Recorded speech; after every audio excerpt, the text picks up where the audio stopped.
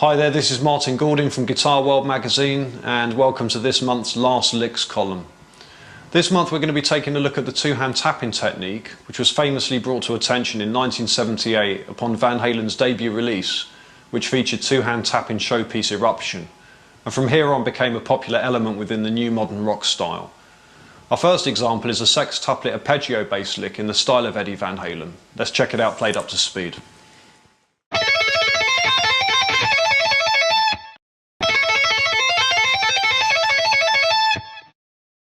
Okay, we're going to set up our fretting hand fairly square and dropped, with plenty of space from the bottom of the neck to the cup of the hand, the thumb in the middle of the back of the neck, and we're going to bring our tapping hand over and rest muting the strings from the heel area of the hand.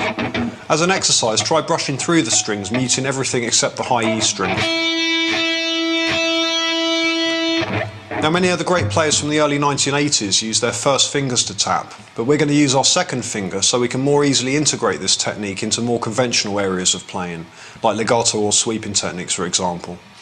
Okay, so we're going to set up an A major triad on the high E string by tapping firmly onto the 12th fret, which is our 5th, pulling off to our root note on the 5th fret, and then hammering onto the 9th fret, which is our major 3rd. When we play the second tap, the 4th finger releases, allowing us to repeat the exercise by pulling off back to the 1st note. Now, if we count in half time as triplets, placing the tap on the beat, we can build some accuracy and stamina by repeating over and over. 1 and 2 and 3 and 4 and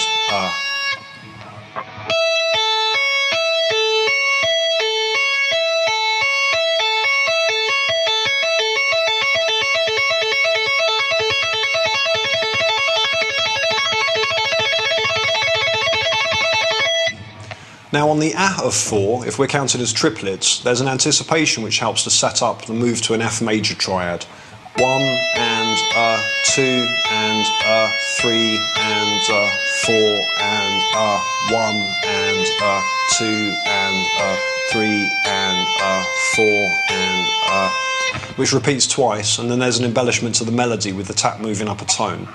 And then resolving back to an A major triad, leading with the tap on the 17th fret, pulling off to 9 and hammering on to 12 and playing 4 times.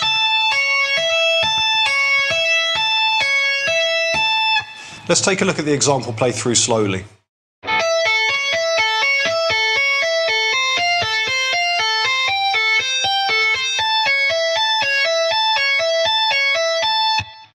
Okay, we're going to move on to example number 2 now, with a tapping lick which is based around a 16th note time frame and is in the style of early 80s legend Randy Rhoads. Let's take a look at the example played up to speed.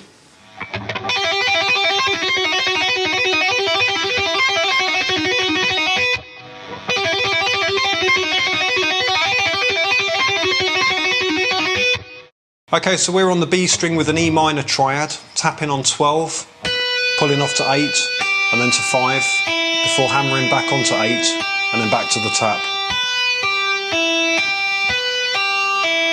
Now this fits within a 16th note time frame and is counted 1, E, and 2, E, and 3, E, and 4, E, and Now you need to be fairly arched, so try to tilt your hand position forwards of the fretboard, with the first finger muting the string above and below the string you're on. This will eliminate noise either side of the string, and the pull-off should ring cleanly. Whereas if you're too far back, the first finger may end up accidentally barring the string underneath.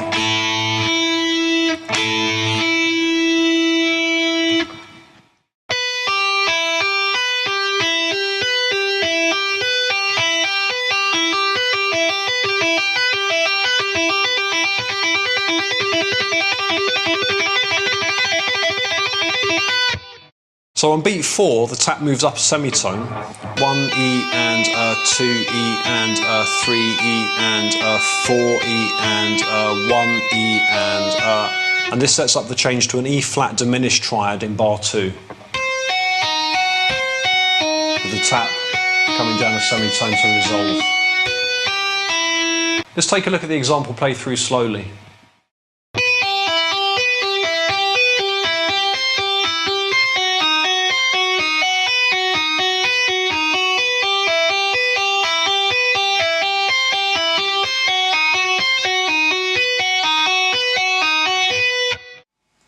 Okay, we're going to move on to example number 3 now, with a 2-string rapid fire lick of doom played in E minor pentatonic scale, first position, up at the 12th fret area, and is in the style of Red Beach. Let's take a look at the example played up to speed.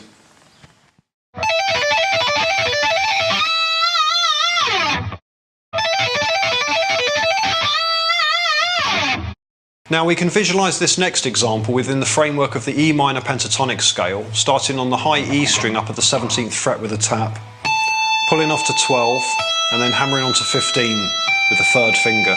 This then repeats on the B string. So if we count through as triplets, 1 and 2 and 3 and 4 and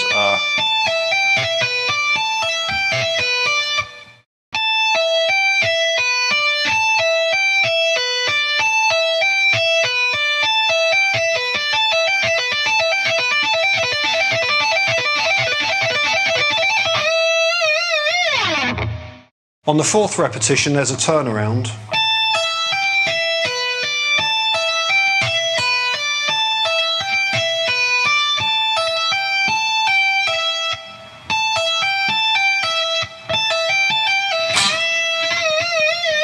Before bending the 15th fret B string, which is the flat 7, upper tone finishing with tone-wide rock vibrato.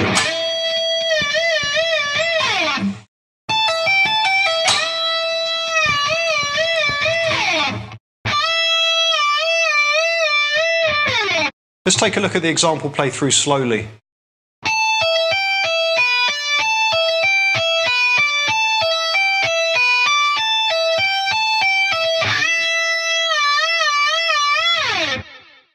Okay, we're going to move on to example number 4 now, with a descending scalar tapping sequence based around a sextuplet time frame and using A Dorian, which is the 2nd mode in the key of G major, and is in the style of Steve Vai. Let's check out the example played up to speed.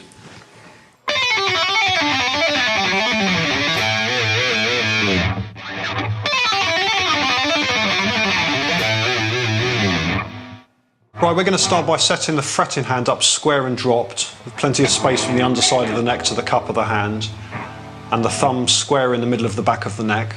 And with fingers 1, 3 and 4 down on the 5th, 7th and 8th fret, we're going to start by tapping on 10, muting off all the strings with the heel of the hand, pulling off to 8, then to 7 and then to 5.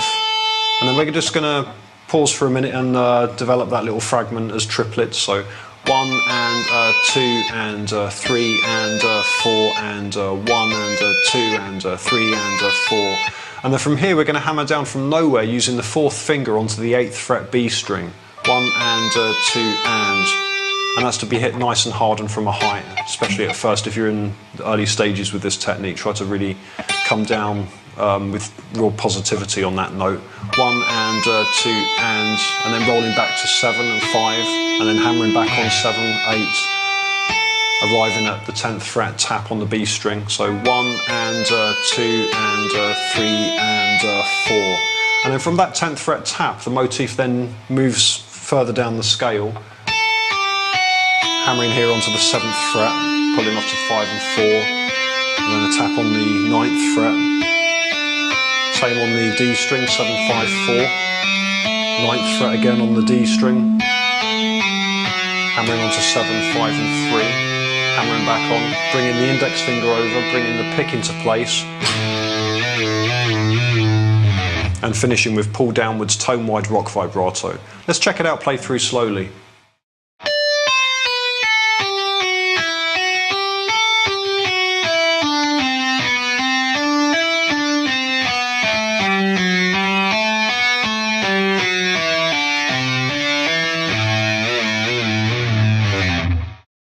Okay, we're on to our 5th and final tapping example with an ascending idea based around E Dorian, which is the 2nd mode in the key of D major, and utilises left and right hand tapping and is in the style of Greg Howe. Let's take a look at the example played up to speed.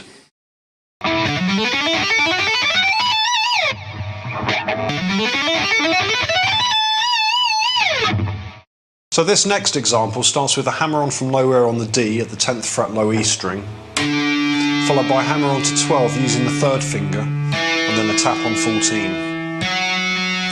This then repeats on the A string.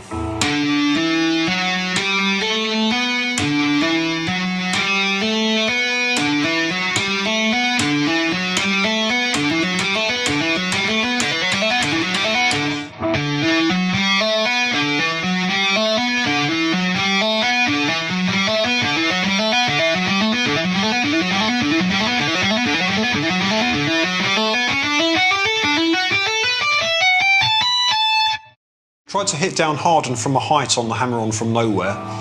The hand should be dropped with plenty of space from the bottom of the neck to the cup of the hand, and this will result in a fairly flat first finger, which should help mute the strings underneath.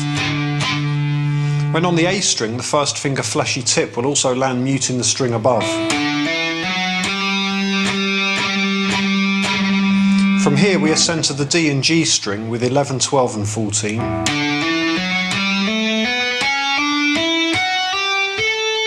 And then 12, 14 and 16 still on the D and G string, before moving an octave higher, same shape, and then an exit note, pulling off to an exit note,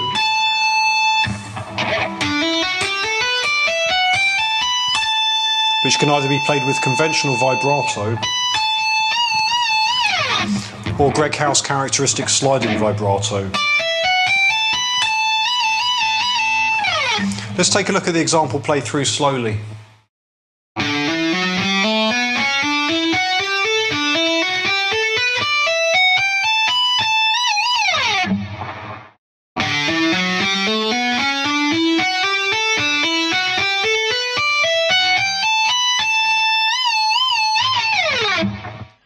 Okay, that's all from me for this month. Thanks a lot for joining me, and I hope that the lesson has provided you with an insight into how to develop the two-hand tapping technique. As usual, try to break down and memorise each example fully before applying speed. Join me next month for more last licks.